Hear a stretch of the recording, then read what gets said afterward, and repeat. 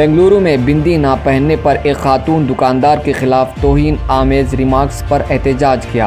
इन्होंने एमपी के खिलाफ कार्रवाई करने और कर्नाटक की खवातीन से माफ़ी मांगने का भी मुतालबा किया है। पहले बिंदी पहन लगाओ, तुम्हारा शोहर जिंदा है ना, आपके पास कोई अकल नहीं है। कोलार के बीजेपी एमपी एस मनीष स्वामी ने एक खातून फरोश को माथे पर बिंदी ना लगाने पर चलाया था।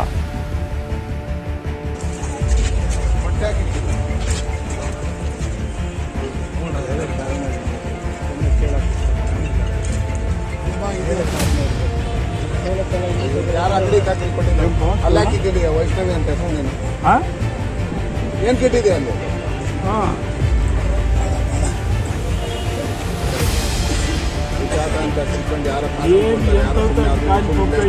ಬಟ್ಟೆಗೆ ಫಸ್ಟ್ ಕೊಡಮ್ಮ ಮುನ್ಕ ಕೂಡ ಇಲ್ಲಿದ್ದಾರೆ. ನನ್ನ ಪಕ್ಕದಲ್ಲಿ ಆಟೋ ಓಡಿಸುವಂತ ಆಟೋ ರಾಣಿ ಕೂಡ ಇದ್ದಾರೆ. ಬಸ್ ಓಡಿಸುವ ಡ್ರೈವರ್ ಅಣ್ಣ ಇದ್ದಾನೆ. ಅವನಿಗೂ ಕೂಡ ಸಂವಿಧಾನ ಘನತೆ ಬದುಕನ್ನ ಕೊಡ್ತಿದೆ.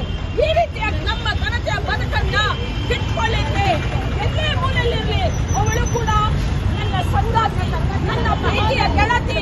ಹಾಗಾಗಿ ಯಾವುದೇ ವರ್ಗದ ಜನರ ಮೇಲೆ, ಲೈಂಗಿಕ ಅಲ್ಪಸಂಖ್ಯಾತರ ಮೇಲೆ ಇರಬಹುದು, ಲೈಂಗಿಕ ವೃತ್ತಿ ನಿರತ ಮಹಿಳೆಯರ ಮೇಲೆ ಇರಬಹುದು, ಪೌರ ಕಾರ್ಮಿಕರ ಮೇಲೆ ಇರಬಹುದು, ಗಾರ್ಮೆಂಟ್ ವರ್ಕರ್ಸ್ ಮೇಲೆ ಇರಬಹುದು, ಯಾವುದೇ ದೌರ್ಜನ್ಯವನ್ನ ನಾವು ಖಂಡಿಸ್ತೀವಿ ಅಂತ ಹೇಳ್ತಾ ಇವತ್ತಿನ ದಿವಸ ನಮ್ಮ